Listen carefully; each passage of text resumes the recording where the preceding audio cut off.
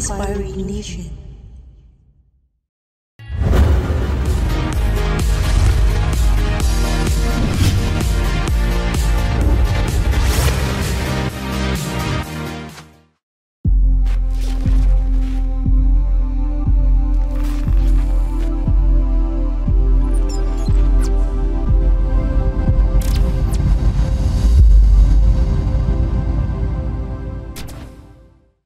Assalamualaikum warahmatullahi wabarakatuh.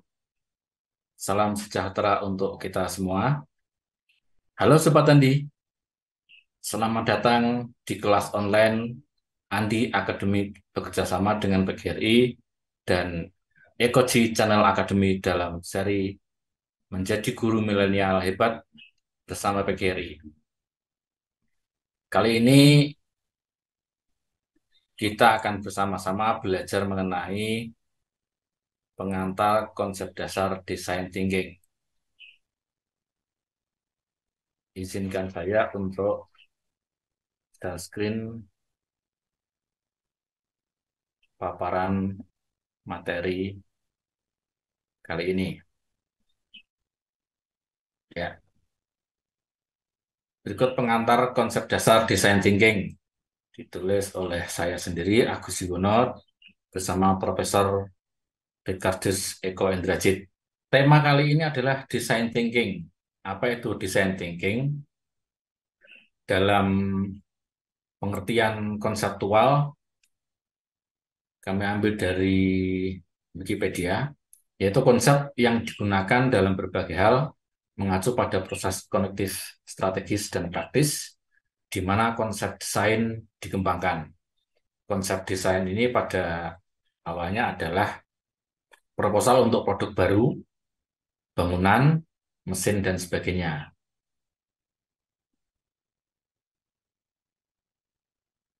Batasan yang lain adalah a user-centered approach to problem solving. Jadi design thinking itu merupakan pendekatan dalam pemecahan masalah yang berpusat pada user ataupun pengguna, konsumen, istilahnya itu. Tapi dalam design thinking dikenal dengan user. Berikutnya, design thinking less about thinking and more about doing. Jadi lebih sedikit berpikir, bukannya tidak perlu berpikir, tapi lebih sedikit dibandingkan dengan bekerja. Lebih banyak bekerja daripada berpikirnya. Gitu. Mengutip dari pendapat tokoh terkenal yaitu Albert Einstein, ketika menginginkan hasil yang berbeda, maka harus menggunakan pendekatan, metode, ataupun solusi yang berbeda. Solusi yang berbeda tersebut diperoleh melalui design thinking. Jadi kalau metodenya sama, hasilnya tidak akan berbeda. Dalam design thinking, kita menggunakan solusi yang berbeda. Maka hasilnya juga akan berbeda pula.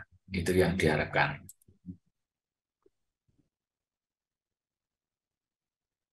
Contoh masalah kompleks yang bisa terjadi atau terjadi dalam keseharian, ini mengapa kita memerlukan design thinking. Produk atau layanan apa yang harus diciptakan agar memiliki daya saing tinggi sehingga laku di pasaran? Dalam dunia usaha, dunia bisnis, persaingan ini menjadi satu hal yang vital. Sehingga produknya atau pelayannya menjadi vital untuk merebut pasaran. Contoh yang kedua, bagaimana cara membuat inovasi baru tetapi tidak melawan regulasi yang ada. Nah, jadi ada kontradiktif, tapi design thinking menjawab kontradiksi tersebut antara inovasi dan regulasi.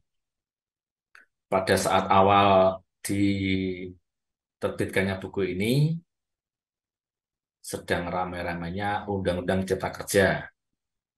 banyak sekali inovasi-inovasi baru yang eh, mungkin terasa dikekang oleh regulasi. Itu tantangan oleh design thinking. Apa yang harus dilakukan agar dapat segera keluar dari krisis yang dihadapi? Dalam masa pandemi, kita sudah mengalami semua bagaimana kita keluar dari krisis. Ada dilematis di situ. Nah, desain thinking akan menjawab dilema itu. Mengapa jumlah pelanggan, baik di dunia usaha, dunia pendidikan, dan lain-lainnya, turun dari hari ke hari? Apa yang harus dilakukan? Semisal produk handphone dalam satu tipe, satu jenis, itu peminatnya berkurang. Begitu juga dengan dunia pendidikan, sekolah, ataupun kampus. Peminatnya turun. Mengapa? Dan apa yang harus dilakukan? Itu terjawab oleh design thinking. Model perubahan seperti apa yang bisa cepat, namun tepat dan selamat? Nah, seperti apa untuk menghadapi kontroversi, dilema yang kita hadapi sehari-hari, tetapi bisa cepat, tepat, dan selamat? Itu dipelajari dalam design thinking. Kemudian, risiko bila tidak menggunakan design thinking. Yang pertama, hasil tidak sesuai dengan keinginan pengguna, karena kebanyakan hanya dilihat dari sisi pembuat. Jadi produsen membuat eh, produknya, membuat layanannya, itu tidak memandang dari sudut pengguna atau konsumen, tapi berinovasi sesuai teknologi, sesuai kemampuan perusahaan, tapi mengabaikan kebutuhan pengguna. Ya, jadi tidak sesuai dengan kebutuhan pengguna.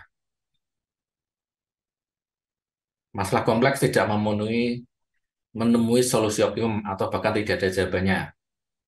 Banyak sekali masalah kompleks yang kita temui, yang ditemui oleh dalam bidang apapun di dunia ini, tapi tidak menemukan jawaban karena tidak menggunakan design thinking.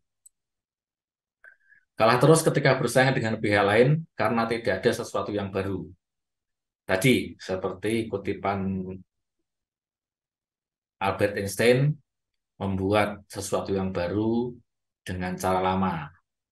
Kalau tidak ditemukan cara yang baru, hasilnya tidak akan sesuai dengan harapan. Yang keempat, tidak keluar dari jembatan status quo, kondisi nyaman yang sudah ada atau dimiliki. Jadi merasa produknya atau layanannya sudah mendapatkan pasaran, tapi tidak keluar, maka lama-kelamaan akan ditinggal oleh penggunanya ataupun usernya. Nah, yang kelima, ditinggalkan pelanggannya karena produk atau layannya tidak up to date dengan kondisi terbaru. Sementara kondisi pengguna berubah. Ya, karena tidak ada yang abadi di dunia ini selain perubahan. Jadi yang tidak merubah dirinya maka akan tergerus oleh zaman itu sendiri. Generasi berubah, peradaban berubah, kita juga harus menyesuaikan. Kalau tidak menyesuaikan, ya maka akan ditinggalkan. Itu risiko bila tidak menggunakan design thinking. Manfaat design thinking dalam e-learning. Dalam masa-masa pandemi kita kemarin, dunia pendidikan dipaksa mau tidak mau harus menggunakan pembelajaran jarak jauh. Nah, di sini e-learning memegang peranan penting. Dan sampai detik ini, sampai saat ini, setelah pandemi berakhir, e-learning masih menjadi primadona, ya, karena berbagai kelebihan ditunjang dengan design thinking. Manfaatnya memberi kesempatan untuk melihat masalah dari perspektif yang berbeda, terutama perspektif peserta didik, karena selama ini yang berperan utama adalah guru atau pengajarnya. Memungkinkan mempelajari masalah dalam menentukan penyebab dasarnya.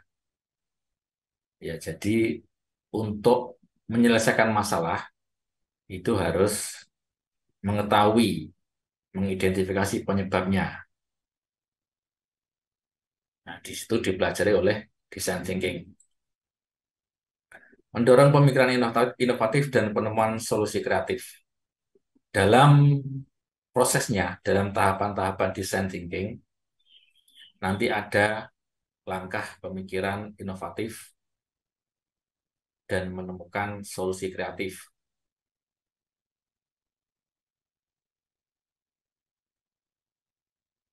Design thinking juga bermanfaat memastikan bahwa hasil akhir memenuhi tujuan, keinginan, dan kebutuhan pengguna dalam pendidikan adalah peserta didik, murid, karena awalnya pada tahap awal adalah berpusat pada pengguna, user center.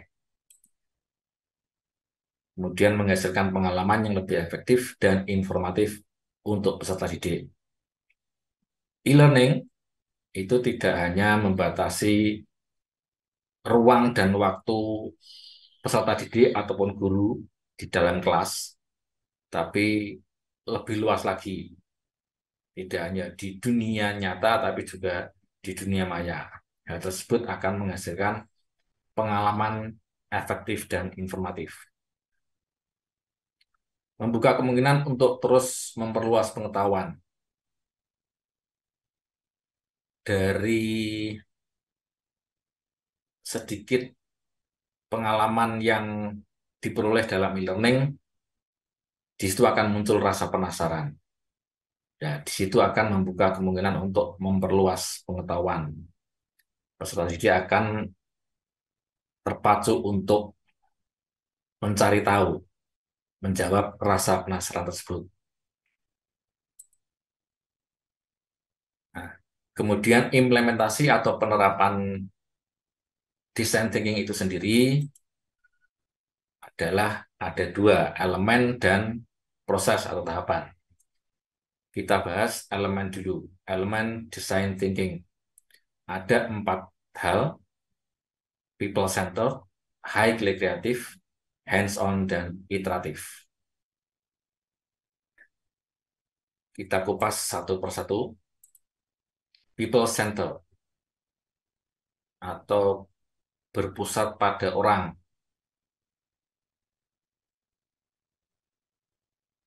Design thinking berusaha memecahkan masalah manusia sehingga harus berempati kepada manusia yang akan menggunakan solusi. Nah, produk atau jenis layanan yang dihasilkan oleh design thinking, solusi yang akan dihasilkan oleh design thinking, itu harus berpusat pada manusia, pada user.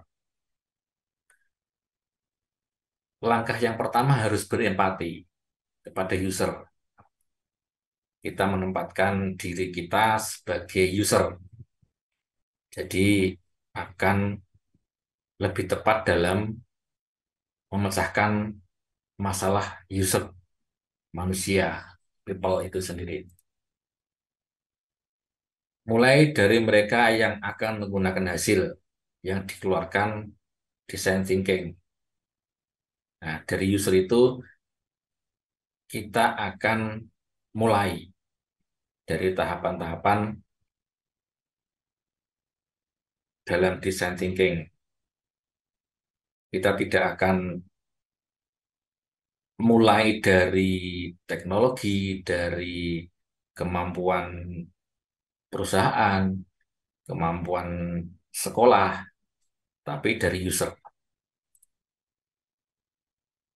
Kesemuanya itu hanya dapat dilakukan apabila memiliki empati, menempatkan diri kita sebagai user, atau bertanya langsung kepada user itu sendiri, pada yang bersangkutan. Yang ditanyakan tentu saja keinginan, kepentingan, dan kebutuhan mereka atas produk atau layanan yang dihasilkan. Kepekaan dan keterbukaan adalah kunci keberhasilan. Nah, kita harus peka terhadap keinginan user, keinginan pelanggan. Dan kita harus membuka diri, dapat membuka user, sehingga kita akan menemukan solusi yang paling sesuai untuk memenuhi kebutuhan user.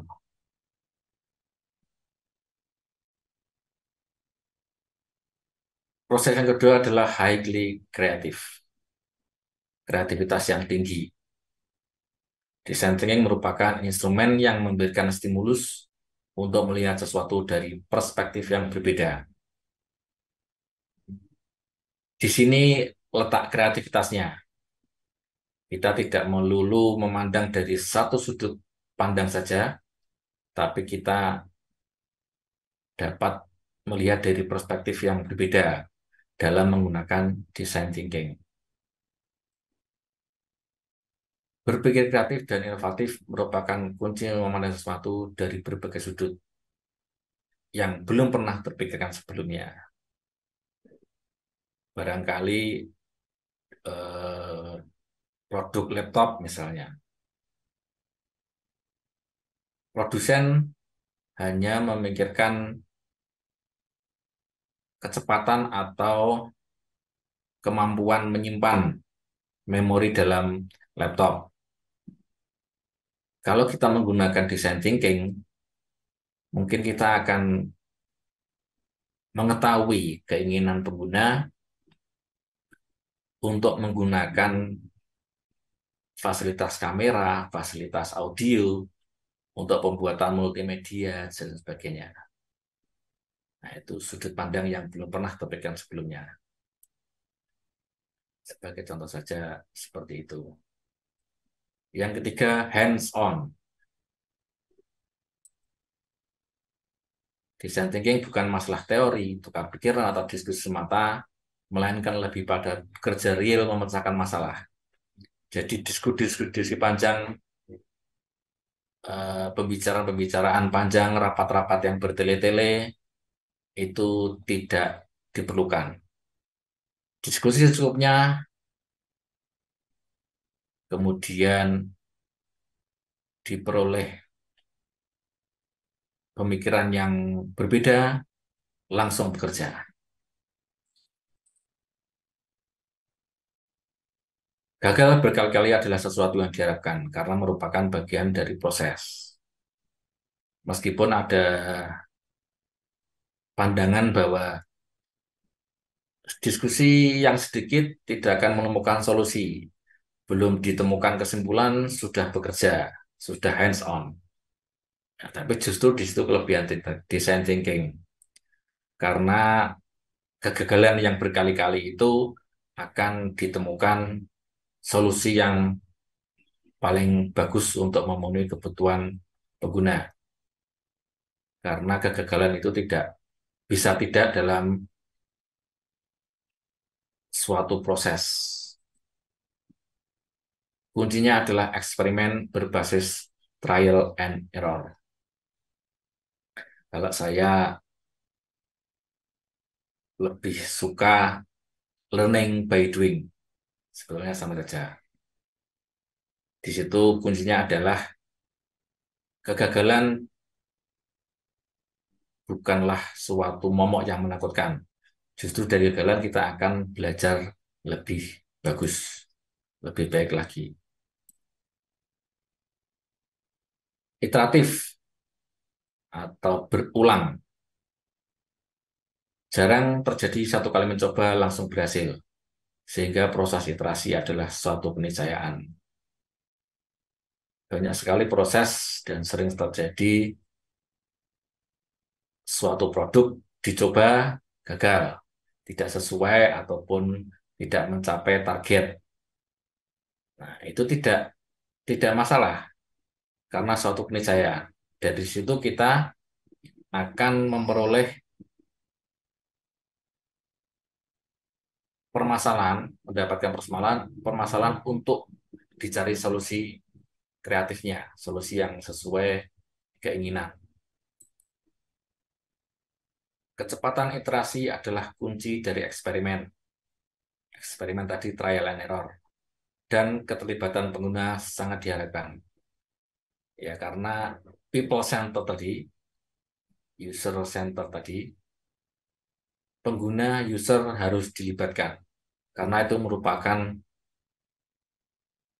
kunci dari eksperimen. Nah, dari berbagai kegagalan, kemudian mencoba lagi, itu diulang lagi secara cepat. Nah, kecepatan itu adalah kunci dari design thinking. Harus mengulangi lagi. Kemudian proses, tadi elemen kita proses. Proses design thinking. Ada 5, empathize, define, ideate, prototype, dan test. Proses yang pertama adalah empathize atau berempati. Membangun empati adalah menempatkan diri pada posisi yang mengalami masalah atau membutuhkan solusi. Dalam hal ini adalah pengguna atau konsumen. Dalam hal ini adalah orang, manusia. Kita harus menempatkan diri kita pada mereka dalam pengguna. Itu berempati. Kemudian melakukan observasi dengan mengamati dan melihat langsung pengguna dengan perilaku mereka sehari-hari. Cara melakukan empati begitu. Melihat langsung, mengamati pengguna solusi kita, pengguna produk atau layanan, dan perilaku mereka sehari-hari menggunakan eh, produk atau layanan dari kita. Itu bisa dipelajari dengan observasi langsung. Terlibat dalam proses atau terlibat langsung dengan pengguna solusi. Ya, bisa dengan melihat langsung, bisa dengan bertanya. Tapi yang jelas kita harus terlibat langsung dengan pengguna. Karena dengan keterlibatan kita berinteraksi, kita dapat merasakan keinginan pengguna tersebut. Nah, melihat dan mendengarkan adalah proses yang harus dilakukan. Tidak bisa tidak. Karena kalau tidak melihat, tidak mendengarkan, kita tidak bisa mengetahui keinginan, kebutuhan pengguna. Proses atau tahapan yang kedua adalah define.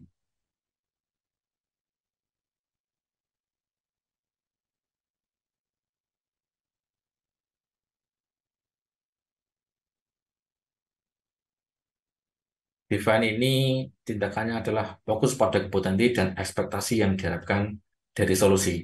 Jadi kita berfokus, tidak perlu beralih ke hal lain.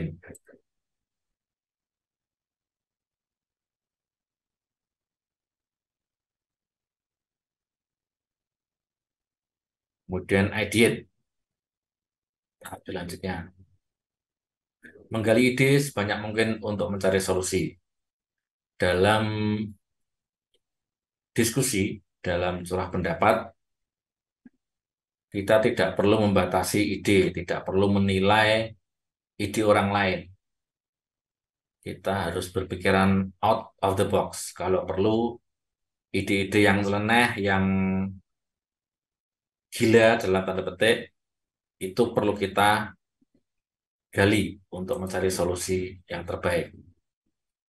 Kemudian design thinking dalam ideate ini mengkombinasikan kesadaran ataupun ketidaksadaran dengan pemikiran rasional dan imajinasi. Jadi akal sehat, logika, dan imajinasi daya khayal itu digunakan karena mungkin akan muncul ide-ide gila tadi. Tidak dikenal istilah solusi terbaik karena belum melakukan hands-on, ya, baru dalam tahap ideate, mengeluarkan ide, menggali ide. Belum kita belum menguji cobakan produk atau layanan kita kepada pengguna. Kreativitas dalam dunia kelompok merupakan kunci. Dalam diskusi-diskusi itu dalam teamwork tentu saja, ide-ide baru yang lebih kreatif itu merupakan kunci. Tadi di dalam penggalian ide diperlukan pemikiran out of the box, pemikiran ide-ide yang nyeleneh, yang gila. Nah, itu justru lebih bagus dalam penggalian ide. Proses berikutnya, tahap selanjutnya adalah prototype. Pembuatan prototype dapat berupa artefak, baik terlihat maupun tidak terlihat, tangible ataupun intangible, merupakan solusi yang coba ditawarkan untuk mendapatkan feel, rasa yang tepat, dapat berupa fisik ataupun non-fisik, dan dilakukan dengan cepat. Tidak perlu banyak bertele-tele, tidak perlu banyak diskusi, tapi setelah ditemukan ide, membuat prototipe untuk diuji cobakan kepada pengguna. Intinya adalah tersedia fitur utama yang sudah didefinisikan dari tahap selanjutnya. Sebelumnya tadi ada define. Nah, dari define itu ditemukan fitur-fitur utama. Nah, pada prototipe ini sudah menyediakan fitur-fitur utama yang di define tadi di tahap sebelumnya tadi. Storyboard diperlukan untuk menghayati customer experience atau customer journey. Itu bisa dilakukan baik secara langsung ataupun bermain peran dalam skenario sehingga diperoleh pengalaman pengguna atau rangkaian perjalanan pengguna dalam menggunakan solusi produk ataupun layanan.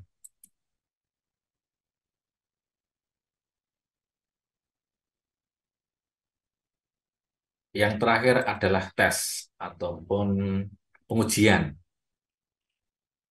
Biarkan pengguna atau konsumen mencoba prototipe yang dihasilkan agar mendapatkan pengalaman otentik, pengalaman nyata, pengalaman empiris, dan dengarkan umpan balik atau feedbacknya. Umpan balik itu yang kita perlukan untuk memperbaiki solusi. Hindari argumentasi defensif, namun dengarkan perspektif mereka, pengguna. Tidak perlu membela diri, membagus-baguskan produk kita, namun kita berusaha mencari umpan balik dari pengguna. Mereka memandang produk kita, layanan kita itu seperti apa.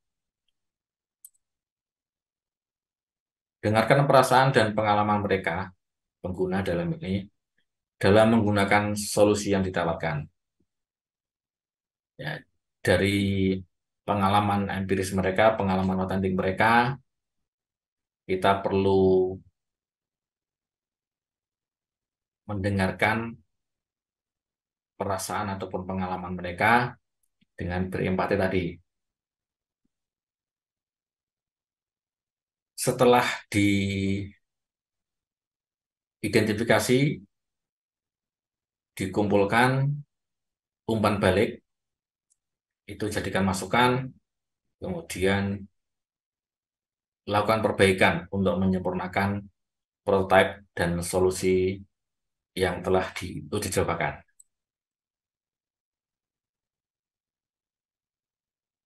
Ya, implementasi dalam belajar mengajar atau dunia pendidikan, karena kebetulan eh,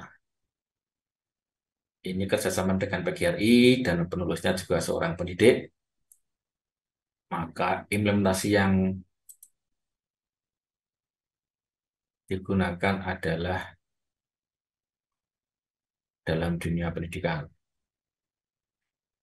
Tahapan yang pertama tadi empathize.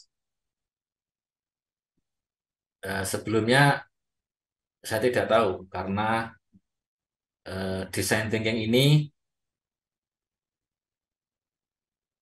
yang menggemakan adalah Harvard University, dan kebetulan kalau dikaitkan dengan dunia pendidikan saat sekarang sedang diberlakukan kurikulum merdeka, kebijakan Mas Menteri, dan entah disengaja atau tidak, menterinya dari Harvard, kemudian mengeluarkan kebijakan kurikulum merdeka. Yang kita tahu sebelum menjadi menteri kan Mas Nadiem eh, pendiri Gojek. Nah, Gojek itu merupakan startup yang dihasilkan oleh proses design thinking. Kita kembali ke tahapan implementasi design thinking dalam pendidikan. Di kurikulum merdeka dikenal istilah menghamba pada murid. Ya, jadi eh, murid atau peserta didik itu dijadikan subjek utama, bukan hanya objek. Jadi guru berempati terhadap murid dengan melibatkan peserta didik secara terbuka untuk mengetahui keinginan dan kebutuhan belajarnya.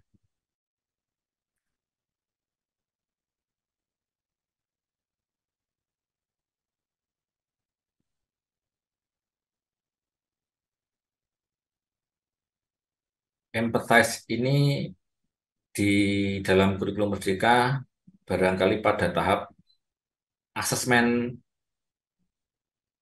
diagnostik. Ya, di situ kita mencari latar belakang, kebutuhan profil belajar murid. Nah, dari situ langkah berikutnya adalah define. Ada point of view di sana.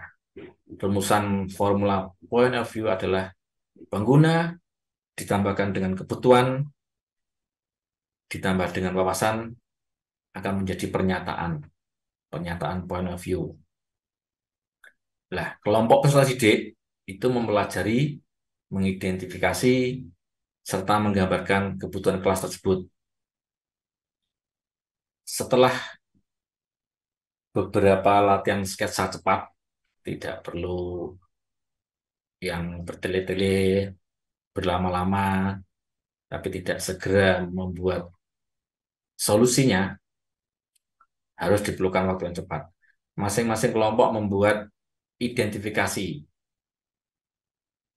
Identifikasi itu kebutuhan sebagai sesuatu yang perlu diubah. Itu berarti wawasan. Dalam kurikulum merdeka dikenal penyusunan keyakinan kelas. Nah, di situ banyak sekali yang dilibatkan, tapi yang menjadi pelaku utama adalah peserta didik. Itu mereka akan tahu kebutuhan mereka, kemudian kebutuhan mereka Itu dalam tahapan define. Ideate. Dalam tahap ini diperkenalkan konsep brainstorming ide kreatif dan solutif mengenai pemecahan masalah. Masalahnya tentu saja kebutuhan mereka. Nah, dari situ ditemukan ide-ide kreatif. Barangkali ada peserta didik yang suka belajar sambil berlari-lari, bergerak, berpindah dari tempat satu ke tempat lain. Ada yang duduk, mendengarkan musik. Nah, itu berbagai ide kreatif. Dalam kurikulum Merdeka, itu nanti dikenal dengan pembelajaran berdiferensiasi untuk menemukan solusi yang terbaik untuk atas kebutuhan belajar murid. Nah, prototipe dapat berupa sketsa atau model yang merupakan cara penyampaian ide dengan cepat. Semakin banyak yang dihasilkan prototipenya, semakin banyak yang bisa dipelajari. Dalam pembelajaran semakin banyak model, semakin banyak yang dipelajari. Kebutuhan murid akan semakin banyak yang dipenuhi. Lebih baik gagal lebih awal dan sering ketika membuat prototipe dibandingkan dengan saat membuat produk atau layanan yang final, yang berupa solusi final. Kita menggunakan metode pembelajaran yang ceramah, gagal, hasilnya tidak sesuai. Dicoba prototipe yang lain, menggunakan bantuan LCD, proyektor. Berbagai cara, berbagai prototipe yang dihasilkan semakin banyak. Daripada kita sudah menentukan solusi final, ini yang terbaik, tapi ternyata di ujungnya tidak memenuhi keinginan atau kebutuhan peserta didik. Tes atau pengujian, bagian dari proses iteratif yang memberikan umpan balik untuk mempelajari apa yang berhasil dan yang tidak. Kegiatan ini merupakan sesi menerima umpan balik, refleksi. Di kurikulum Merdeka juga dikenal refleksi, pembelajaran refleksi itu di akhir, bisa di akhir pembelajaran, bisa di akhir semester. Di situ tetap yang merupakan subjek adalah peserta didik sebagai pengguna. Di kelas, peserta didik menyampaikan umpan balik refleksinya dengan pembelajaran yang dilakukan selama ini, bagaimana ada yang bagus atau ada yang tidak berhasil, ada yang kurang. Nah, itu berguna bagi tim pengajar untuk perbaikan pembelajaran berikutnya. Dalam wadah sekolah, refleksi juga diperlukan untuk membuat misalnya lingkungan sekolah yang nyaman, yang anti kekerasan, anti bullying. Refleksi di situ demi perbaikan sekolah, termasuk dengan pemangku kepentingan, dengan dinas, dengan pemerintah daerah, sehingga pada ujungnya akan tercipta solusi pemecahan masalah yang user center, people center, yaitu peserta didik. Ya, barangkali banyak sekali eh, rasa penasaran, rasa keingintahuan sobat tadi semua, tapi semua itu akan terjawab bila buku pengantar konsep desain thinking ini ada di tangan sobat tadi semua. Baik, sobat Andi, demikian pemaparan materi pengajaran kita hari ini mengenai pengantar konsep dasar design thinking. Semoga materi yang kami sampaikan dapat memperkaya wawasan kita sebagai pendidik generasi muda bangsa ini, pencetak generasi penerus. Akhir kata, sampai bertemu di konten-konten kita selanjutnya. Jadilah guru milenial yang hebat bersama PGRI. Wassalamualaikum warahmatullahi wabarakatuh.